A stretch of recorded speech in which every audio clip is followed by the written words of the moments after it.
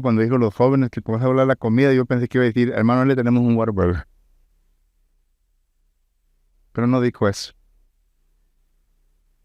Quiero que por favor me acompañen, hermanos, abran sus Biblias a Romanos capítulo 3. Romanos capítulo 3.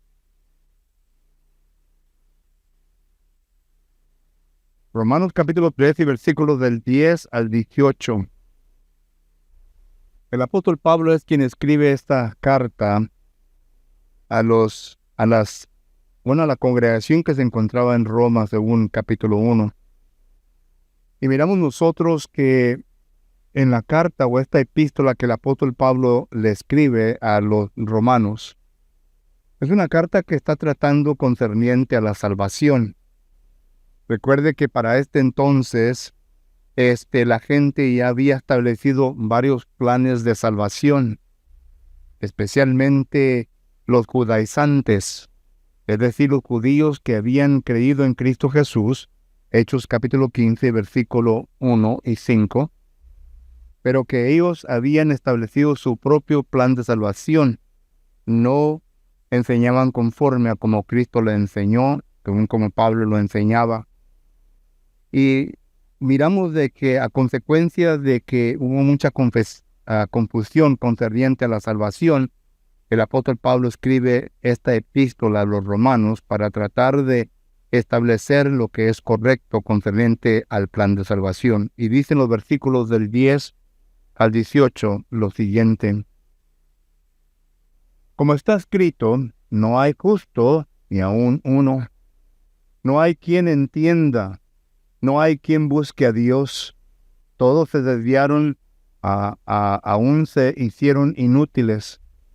No hay quien haga lo bueno, ni quien haga ni siquiera honor. Sepulcro abierto es su garganta. Con su lengua engañan. Veneno de áspides hay debajo de sus labios. Su boca está llena de maldición y de amargura. Sus pies se apresuran para derramar sangre. Quebrantó y desventura hay en sus caminos, y no conocieron camino de paz. No hay temor de Dios delante de sus ojos. Que el Señor bendiga su palabra. Vamos a orar. Bendito y eterno Dios, en esta mañana, Padre Santo, estamos contentos por la oportunidad que usted nos da de poder acercarnos hasta el trono de tu divina gracia, para suplicarle, eterno Padre, que usted nos ayude a poder entender el motivo, el concepto en la mente del apóstol Pablo, quien escribe estos versículos, eterno Dios, los cuales hemos dado lectura. Ayúdenos, eterno Dios, para poder entender y no solamente llegar a un pleno conocimiento, sino que también, eterno Padre, que entiendamos nosotros que si acaso en nuestra vida hay una necesidad que podamos asimilar estos versículos en nuestra propia vida, que lo hagamos antes de que sea demasiado tarde. Le ruego pues, eterno Dios, que esté con este servidor suyo, para que las palabras que vaya a comunicar en esta mañana sean aquellas, eterno Dios, que necesitamos que escuchar para que así, Padre eterno, podamos llegar a ese punto y que así, eterno Dios, podamos continuar nuestro camino conforme a tu santa voluntad. Es en tu Hijo Jesucristo que le rogamos y le pedimos todo esto. Amén. Como todos podemos ver aquí, hermanos, en Romanos capítulo 3 y versículos del 10 al 18, estamos viendo que el apóstol Pablo nos está demostrando de que en aquel entonces no había ninguna persona que pudiera decir, ¿verdad?, de que él o ella era salvo a consecuencia del plan de salvación que se nos había instruido por medio de los judaizantes, porque está hablando en contra de ese plan. El resto de los capítulos miramos nosotros donde el apóstol Pablo viene a desarrollar el plan que Jesucristo nos ha dejado. Pero lo que quiero enfatizar es de que el apóstol Pablo hace bien claro de que las personas quienes están sujetas a cosas equivocadas concerniente a la salvación son personas que aún todavía permanecen en pecado. Y además de esto, el apóstol Pablo nos está comunicando que el pecado trae consecuencias, trae efectos en la vida de la persona. Y de esto quiero hablar hoy en esta mañana, de este punto principal que el apóstol Pablo nos viene a demostrar, que el pecado trae efectos a la vida de aquel que se encuentra en pecado. Hoy en día el pecado se ha tomado como algo muy ligero, no se ha tomado seriamente como se debe de tomar. El pecado es peligroso. El pecado se tiene que tomar seriamente porque viene a causar diferentes efectos en nuestra propia vida. Por ejemplo, antes de que entremos nosotros a los efectos del pecado, primeramente tenemos que establecer qué es lo que es pecado. Porque para muchos de nosotros, quizás el pecado pueda ser una desviación de nuestras preferencias. Todos nosotros tenemos preferencias en nuestra vida. Y pensamos que una desviación de nuestras preferencias es pecado. Bueno, la Biblia nunca nos enseña que una desviación de nuestras preferencias es pecado.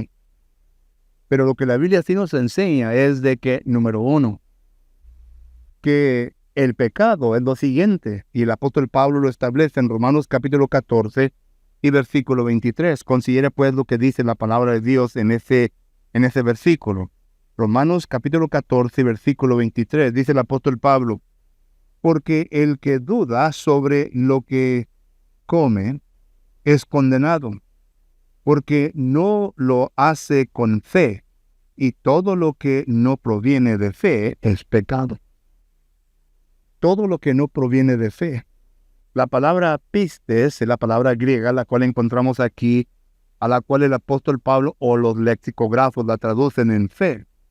Es una palabra que viene a demostrar una persuasión o convicción en nosotros.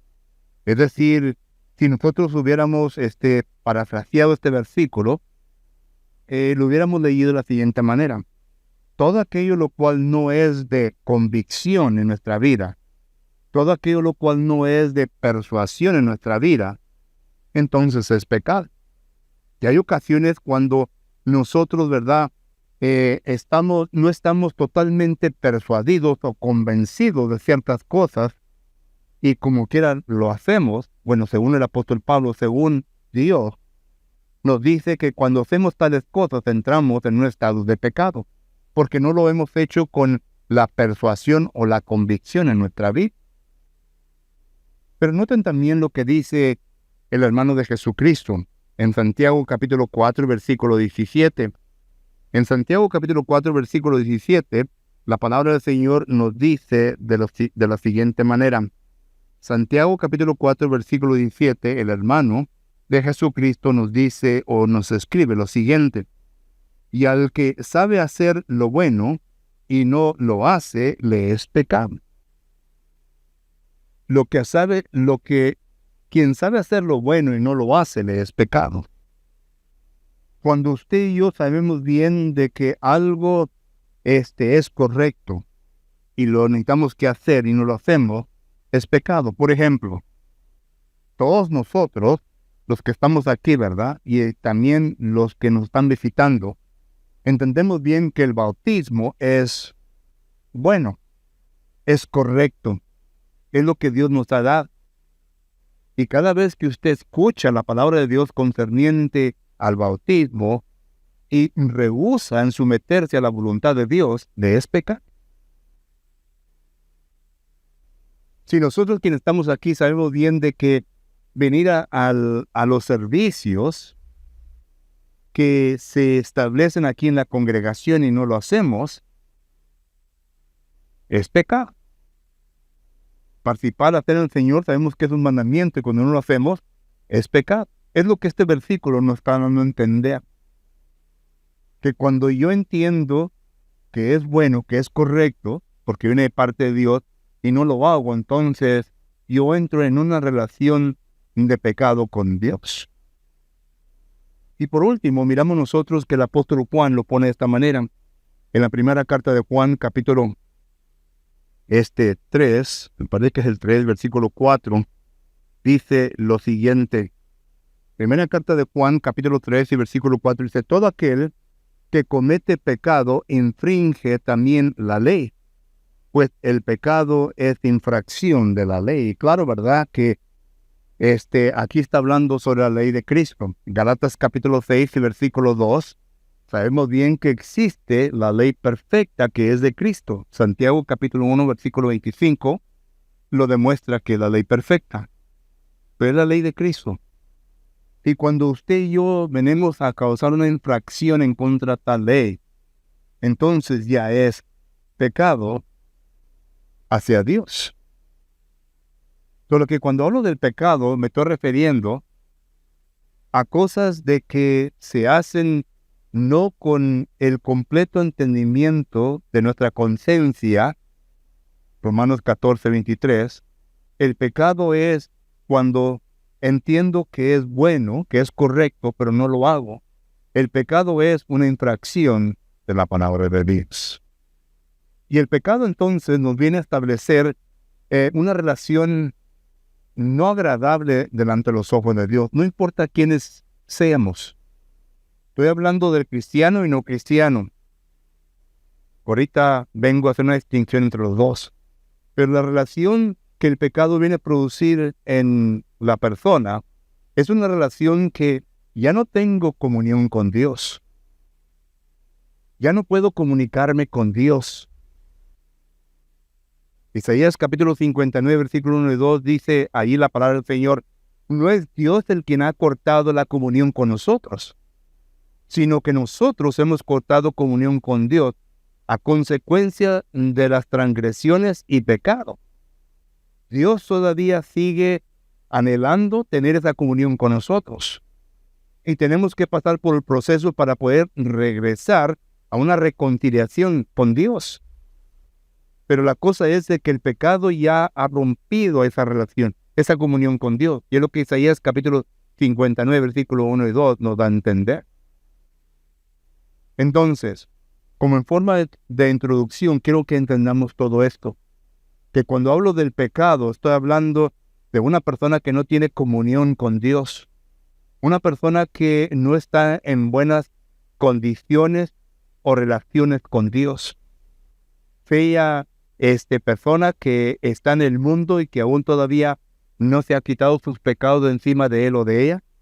O sea, el cristiano que aún entiende todo esto, pero que no toma en serio las consecuencias o los efectos del pecado. Y vive en el pecado creyendo que Dios está con él cuando Dios realmente no está con él. A eso nos estamos refiriendo. A eso está refiriendo el apóstol Pablo cuando dice, no hay ni aún justo delante de Dios. A las personas que están envueltas en el pecado. Entonces, ¿qué es lo que la palabra del Señor nos enseña cuando nos habla el apóstol Pablo sobre los efectos del pecado? El pecado primeramente viene a destruir la inocencia de nosotros. El pecado viene a destruir al nuevo hombre que Dios vino a establecer en nosotros desde el momento que Él vino a dar el soplo, el aliento de vida. Todos entendemos bien que en Génesis capítulo 1, versículo 26 dice la palabra del Señor, hagamos al hombre a nuestra imagen. Entonces el versículo 27 del capítulo 2 dice en que Dios creó al hombre del polvo de la tierra y le dio su soplo de aliento y se convirtió en un ser viviente. Ahí estamos hablando del cuerpo, del espíritu y del alma del hombre. Estamos hablando del hombre interior. Ese hombre interior, en el momento que fue creado, para nosotros ya es diferente porque ahí miramos el milagro que Dios hace en el tiempo de la creación. Pero para nosotros, Salmo 139, versículo 13 en adelante, dice la palabra del Señor que Dios hace maravillas dentro del vientre de la madre. Y ahí se está refiriendo a lo que vimos en Génesis capítulo 2, versículo 27. Y miramos nosotros que ahí se empieza la inocencia. El nuevo hombre. Dios da el soplo de aliento. Y miramos nosotros que ahí empieza el nuevo hombre, el alma.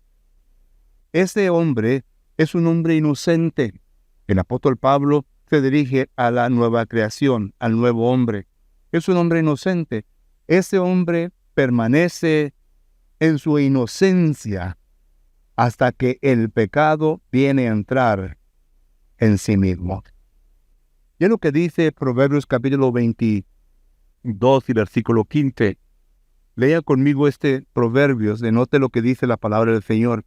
En Proverbios capítulo 22 y versículo 15 dice la palabra del Señor lo siguiente. Dice, Proverbios capítulo 22 y versículo 15. La necedad está ligada en el corazón del muchacho, mas la vara de la corrección, le alejará de él. Pero la primera parte de este proverbio dice que la necedad está ligada al muchacho. Es interesante la palabra muchacho. Es una palabra hebrea que se refiere a un joven, no a un niño. Y digo esto, ¿verdad? Para que nosotros entendamos de que desde la niñez, del nacimiento del niño hasta la juventud, el hombre inocente existe. Hay una relación con Dios. Pero en el momento de que el muchacho deja entrar, como dice Santiago, capítulo 1, versículo del 12 en adelante, deja de entrar aquello lo cual Satanás ha puesto como tentación y se convierte en pecado, entonces ya se viene a romper la inocencia. Y esto es uno de los efectos del pecado. El pecado viene a quitar la inocencia nuestra delante de Dios. Ya yo no tengo ciertas cosas disponibles delante de mí. El niño puede orar y Dios lo escucha, como dice Mateo capítulo 18 y Mateo capítulo 19. Dejar los niños venir a mí porque de ellos es el reino de los cielos. Pero cuando una persona ya peca, ya no tiene este privilegio. Juan capítulo 9 y versículo 30 y 31 dice que Dios no escucha las oraciones, la comunicación del pecador, sino que de todo aquel que hace la voluntad de Dios. ¿Ven la diferencia? El pecado viene a romper esa inocencia y por lo tanto la gente, ¿verdad?, no lo viene a ver, pero existe y cree de que él es bendecido por Dios y que Dios le está escuchando sus oraciones, de que Dios está con él en todo lo que vaya y ora, cuando Dios no tiene nada que ver con todo esto. Porque el pecado ya le ha afectado su vida y Dios no puede tener relación con tal persona. Y muchas de las veces nosotros como cristianos pensamos que Dios está con nosotros, hermano, cuando realmente el pecado existe en nuestra vida y nada está pasando. Es decir, no hay aquí relación con nosotros y con Dios. Para usted que aún todavía no ha entrado al cristianismo, Efesios capítulo 12, versículo 12 claramente le dice de que usted está alejado de Cristo. Usted está en pecado. Romanos capítulo 3, versículo 23 dice que usted se ha desviado de la gloria de Dios por causa del pecado. Eso está en blanco y negro. Usted lo puede leer.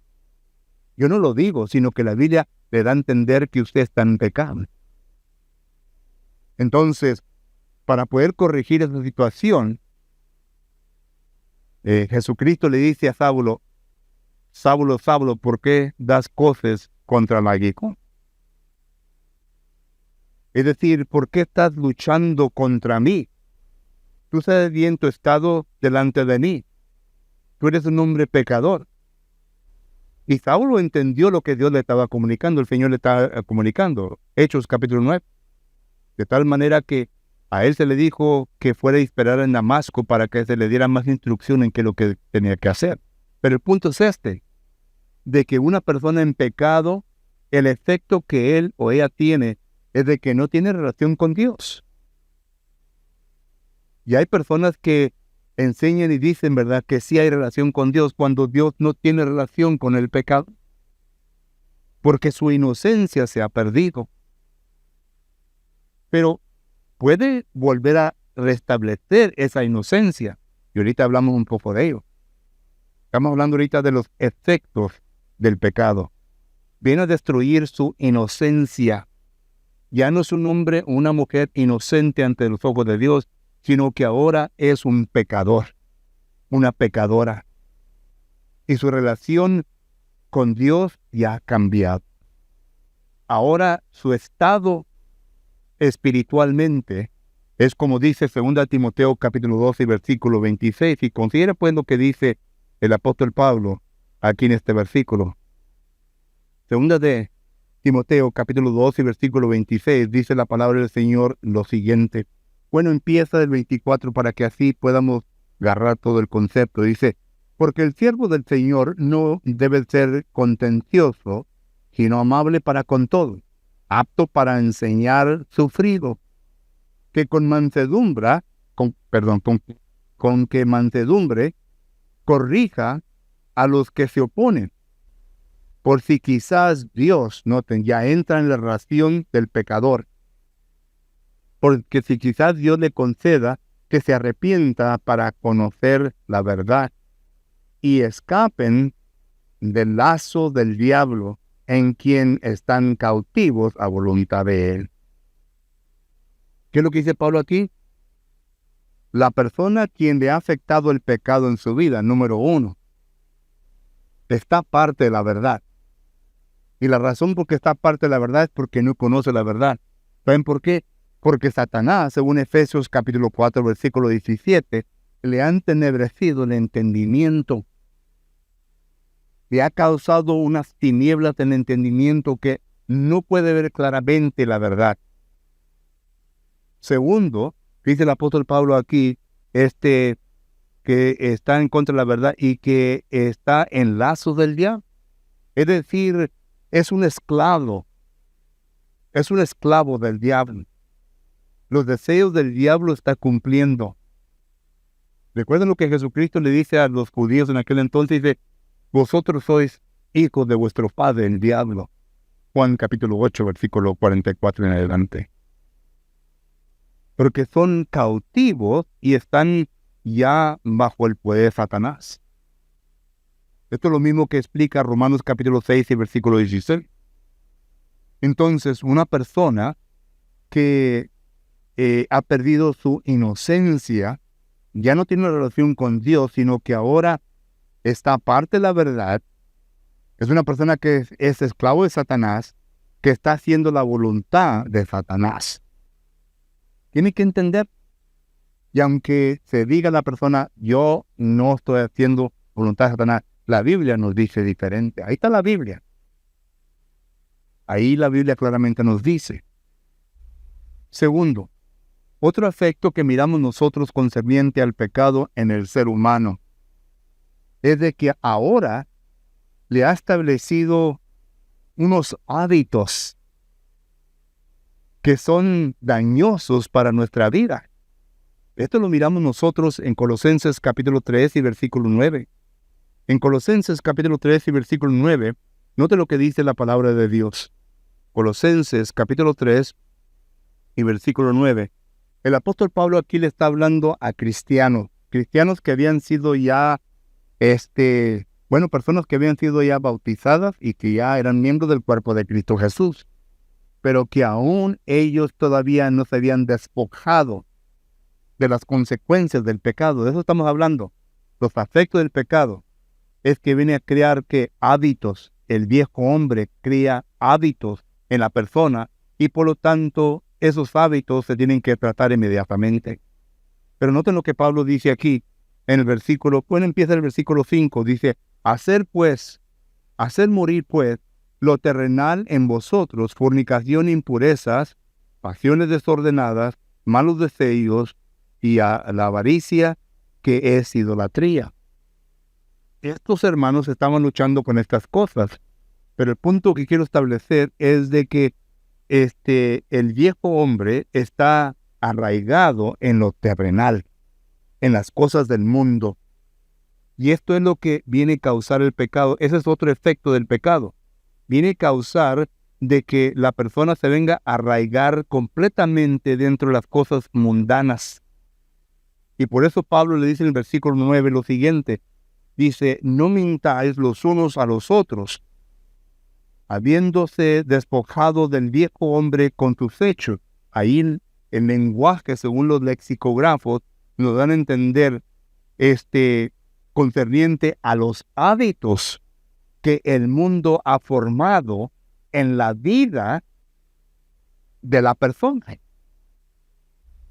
Esos hábitos, ya hemos dicho, que no se vienen a quitar con las aguas del bautismo. Estamos hablando del pecado que ha entrado. Ahorita hablamos cómo se quita el pecado. Estamos hablando de los hábitos que el bautismo no quita. Estamos hablando de los efectos. Y tercero, ¿verdad? El efecto tercero, ya el tiempo se pasa el momento, es totalmente la muerte espiritual. La muerte espiritual. Ustedes seguramente que han visto esta vista que se llama The Walking Dead. Hay muchos Walking Deads aquí en el mundo. Muchos. Hay mucha gente muerta caminando en este mundo. Y me refiero a espiritualmente. Y no andan así, ¿verdad? Sino que andan de diferente manera. Pero son muertos espiritualmente. Están separados de parte de Dios. Ese es el aspecto que ha producido. Antes, cuando ya era joven yo, ¿verdad? Y ahora estoy viejito. Me acuerdo que había un programa, ¿verdad? Que salía, ¿verdad? Que los que estaban afuera, ¿verdad? Se ponían unos lentes especiales y miraban a la gente como unos robots. No sé si ustedes lo han visto. Bueno, esto se me vino a la mente cuando hablo de que gente que está muerta. Si Dios nos diera unos lentes especiales y nos pudiéramos poner estos lentes, ¿verdad? Pudiéramos ver a la gente que está separada de parte de Dios. Diferente. Esos son los efectos que causa el pecado. Viene a entrar y quitar la inocencia, viene a entrar y produce hábitos peligrosos en nuestra vida que en vez de nos destruye a nosotros mismos, como la borrachera, el alcohol, el divorcio, etcétera, etcétera. Y también viene y nos da la muerte total, el último golpe. Ahora, ¿puede corregir de todo esto? Que sí. El pecado, cuando entra en la vida de nosotros, la Biblia nos enseña que el bautismo es el que quita el pecado. Cuando el apóstol Pedro predica en Hechos capítulo 2, y los que estaban escuchando el evangelio, la predicación, ellos entendieron que ellos habían pecado, versículo 36, en crucificar a Jesucristo. Ellos entendieron que el pecado estaba sobre ellos. Entonces, el versículo 37, esta misma gente dice, varones, hermanos, ¿qué haremos? ¿Qué haremos? Y noten lo que Pedro le conteste, arrepentidos y bautícense para el perdón de sus pecados. Solo que hay un proceso para poder quitar el pecado en nuestra vida. El proceso es de oír las buenas nuevas, de creer en las buenas nuevas, de arrepentirnos y de confesar a Jesucristo y ser bautizados, y el pecado se quita. Hebreos capítulo 8, versículo 12 dice que cuando uno viene a ser bautizado, Dios jamás se habrá de recordar de nuestros pecados. Dios ya no le va a traer a su cuenta, a su cara, ¿verdad?, el pecado que usted cometió en el día de juicio. No se lo va a traer a su cara, porque Dios quita. Primera de Pedro capítulo 3, versículo 21, dice, el bautismo que ahora nos corresponde, no quitando las inmundicias de la carne, sino que dándonos una aspiración nueva hacia Dios. Es decir, nos da a entender que la ira de Dios ya no está sobre mí, que Dios ya no me está culpando de pecado, porque ahora soy reconciliado. Colosenses capítulo 1, versículo 21, estos eran vosotros, pero ahora son reconciliados. Ellos habían sido bautizados, ya son reconciliados con Jesucristo. Y usted, amigo, amiga, hoy esta mañana puede ser reconciliado con Dios. Si solamente se somete a la voluntad de Dios. Si solamente viene usted a declarar que usted es un pecador, una pecadora, y que quiere ser bautizado o bautizada para perdonar sus pecados. Y sus pecados Dios se los va a perdonar. No importa qué es lo que sea. Dios habrá de perdonar sus pecados. Pero luego estamos hablando de los hábitos, porque ese es un efecto del pecado. Los hábitos mundanos. ¿Cómo se viene a quitar esto? Dios arregló también un plan para todo esto. Por eso es que envía al Espíritu Santo, para que el Espíritu Santo venga. Noten lo que dice, para santificar. ¿Saben lo que quiere decir la palabra santificar? Para venir a consagrar, para venir a ser santo a la persona. 1 Corintios capítulo 6, versículo 11 dice que el Espíritu Santo viene a consagrar, viene a ser santo. Entonces, si el Espíritu Santo viene a consagrar, a ser santo a la persona que ha sido bautizada, la pregunta es ¿cómo? Es por medio de la palabra de Dios. El Espíritu Santo usa la palabra de Dios para poder consagrarnos. Y por eso es que usted va a leer en el Nuevo Testamento la obra santificadora, que el Espíritu Santo es envuelto y nos está consagrando para llevarnos a una madurez espiritual. Y es la manera en como yo vengo a quitar mis hábitos de mi vida. El apóstol Pedro lo pone de esta manera en 2 de Pedro capítulo 1 versículo 5. A vuestra fe añadir virtud. Noten, empieza con la fe, pero luego dice virtud. Virtud quiere decir tratar de reformar, de restablecer nuestros hábitos que antes teníamos y establecer conforme a la voluntad de Dios. El apóstol Pablo lo hizo de esta manera en Romanos capítulo 12, versículo 1 y 2. Renovando nuestra mente de entendimiento. ¿Quién hace eso? El Espíritu Santo. 1 Corintios capítulo 3 dice que el Espíritu Santo viene a escribir en vuestros corazones. ¿Qué escribe? Nos viene a reprogramar. Nos viene a dar cosas nuevas para que ya vengamos nosotros a ser diferentes personas. Porque debemos ser una nueva criatura ante Dios. Y todo esto lo venimos a dejar atrás. Lo venimos a poner aparte. Porque ya soy cristiano, ya soy hijo de Dios, ya soy propiedad de Dios. He sido comprado con sangre, de 1 Corintios 6, 20. La sangre que Cristo derramó vino y me justificó. Y el Espíritu Santo ahora me ha santificado y me ha puesto un sello. Efesios capítulo 1, versículo 13 dice que somos sellados por el Espíritu Santo. 2 Corintios 1, 21 y 22, somos sellados con el Espíritu Santo. Cuando usted lee el libro de Apocalipsis, cuando habla de los 144,000, que se refiere a los cristianos, dice que son sellados en su frente. Somos sellados. Y todo se nos viene a quitar, que ahora ya somos diferentes. Nuestro hablar es diferente, nuestra manera de actuar es diferente, todo es diferente. Por eso es que ya la gente nota una diferencia en nosotros, cristianos. Y así es como entonces se viene a quitar esos hábitos mundanos que debemos de hacer morir nuestra vida para poder demostrar una vida espiritual conforme a la voluntad de Dios. Y llegamos a ser vivos. Jesucristo lo pone de esta manera en Juan capítulo 5, versículo 24. Note lo que dice. Juan capítulo 5, versículo 25, dice la palabra del Señor lo siguiente. Juan capítulo 5 y versículo 24. Dice la palabra de Dios lo siguiente. De cierto os digo, el que oye mi palabra y cree al que me envió, tiene vida y no, ¿qué dice? Y no vendrá a condenación, mas ha pasado de muerte a vida. De muerte a vida. Ya no somos muertos delante de Dios, sino que ahora somos vivos delante de Dios, porque somos hijos e hijas de Dios. ¿Habrá en esta mañana alguien que se encuentra en pecado?